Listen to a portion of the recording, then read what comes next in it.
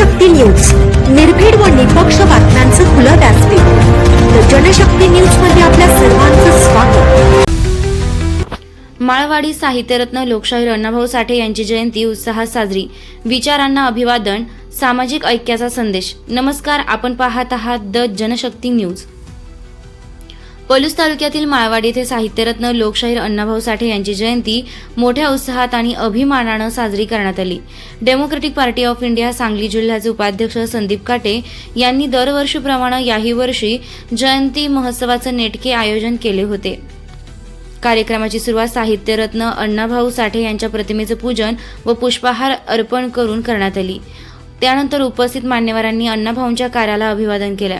यावेळी पंचायत समिती सदस्या हजराबी सलामत, माळवाडीच्या सरपंच अश्विनी साळुंखे, भिलवडी ग्रामपंचायतीचे माजी उपसरपंच मोहन तावदर, महावीर ग्रामीण बिगर शेती सहकारी पतसंस्थेचे चेअरमन ऐनुद्दीन उर्फ चया जमादार, सामाजिक कार्यकर्ते प्रताप पुजारी यांच्यासह अनेक मान्यवर आणि ग्रामस्थ मोठ्या संख्येने उपस्थित होते.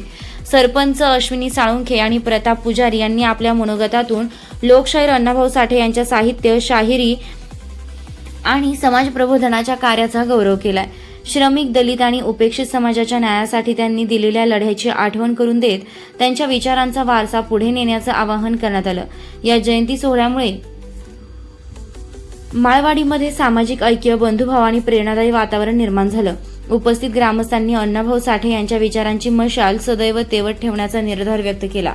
अशाच ताज्या आणि विश्वासार्ह स्थानिक बातम्यांसाठी द जनशक्ती न्यूज चॅनलला सबस्क्राईब करा, व्हिडिओला लाईक करा आणि जास्तीत जास्त शेअर करा.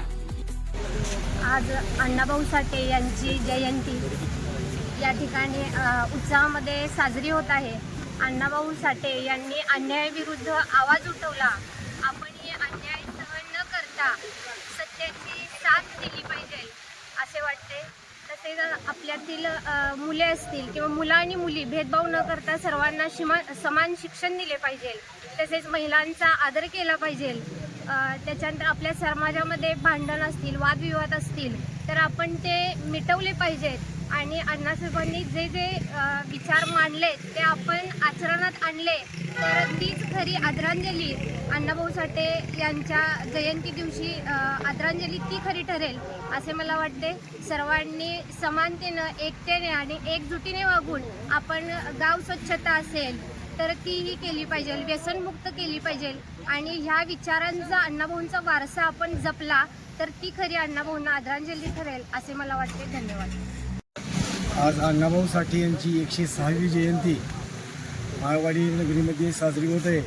तरी मी पहिल्यांदा त्या अण्णाभाऊ साठेंचा विनम्र अभिवादन करतो व ही जयंतीचा कार्यक्रम त्या समाजातील लोकांनी मोठ्या उत्साहाने साजरा करावा. तसेच आता ही जयंती साजरी करत आहेत त्यांना मी पहिल्यांदा त्यांचं पण आभार मानतो की अण्णाभाऊ साठे सारख्या थोर विचारवंतांचं ते स्मरण करतायत वर्षोनवर्षी. त्यांना मी पहिल्यांदा त्यांना आभार मानतो की त्यांनी अण्णाभाऊ साठेंचे विचार तळागाळात समाजात पोचवावेत.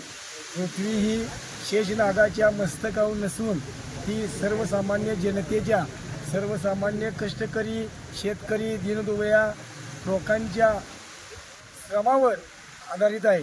म्हणून अण्णाभाऊ साठे यांनी समाजात श्रमिक, कष्टकरी, दीनदुबळ्या लोकांना जागृती करून त्यांना आपल्या हक्काची जाणीव करून देण्याचं काम लोकशाहीर अण्णाभाऊ साठेंनी केलं. त्याबद्दल मी त्यांना विनम्र अभिवादन करतो. तसेच अण्णाभाऊ साठे यांचे विचार सर्वसामान्य जनतेनं किंवा समाजातील लोकांनी घ्यावेत असं मी सगळ्यांना विनंती करतो आणि पुन्हा एकदा अण्णाभाऊ साठे यांना विनम्र अभिवादन करतो आणि थांबतो.